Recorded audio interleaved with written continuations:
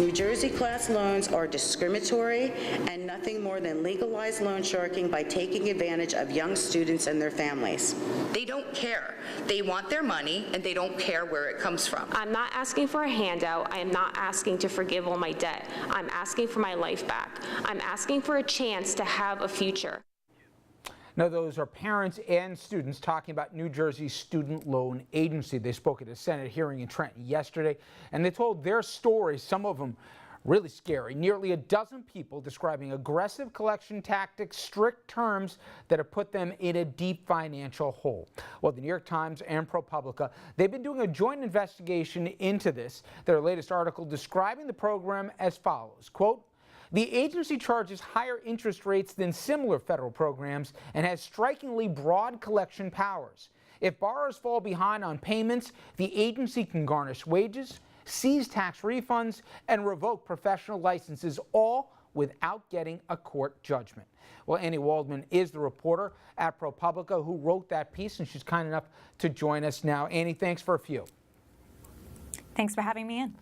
You know, what surprised you more in doing this investigation? Just that basically these guys can go rogue without any court getting involved? B, that they've got the state seal?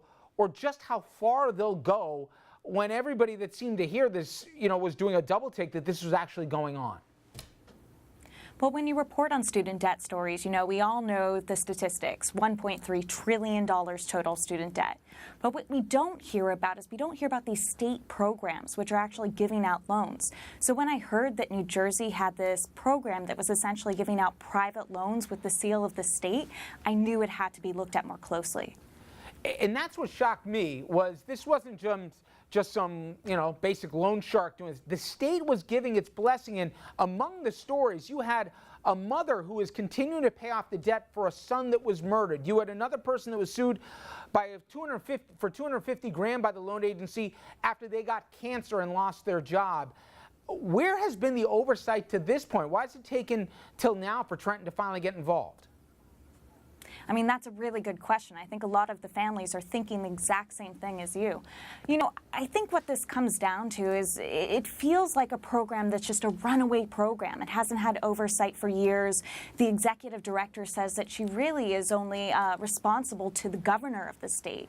So the Senate, the Assembly, they don't really have a lot of control over what happens with the state authority because they're just so independent from the state apparatus.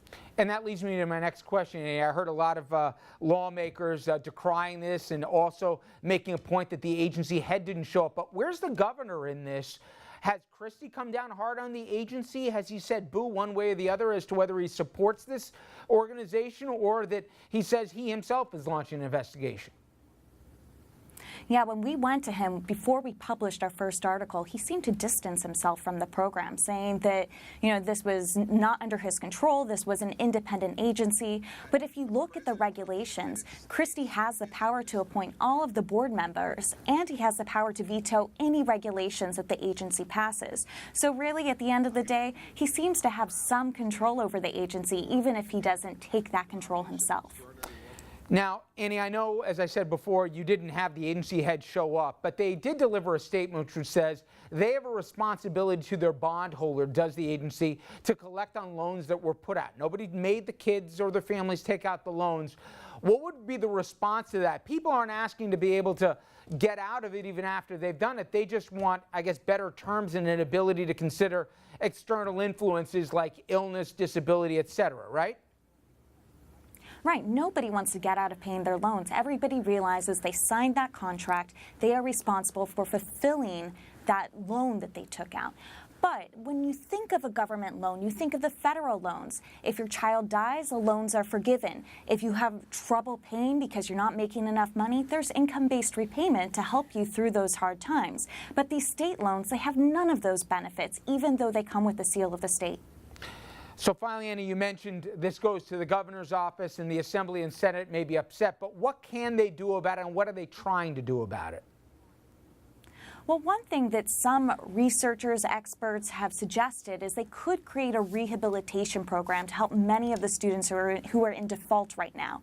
The loan agency has over 16,000 borrowers who are in default. And once you're in default, there's really no hope for you and your co-signers. About 90% of these loans are co-signed, often by parents or guardians. So these are really family problems when they come up. So these experts have suggested that maybe they could set up something so that borrowers who are struggling could get back on back in repayment and get current on their loans. Well, it is a fascinating story. I'm really curious what's going to come out of this. Great reporting. Annie Waldman, thank you again.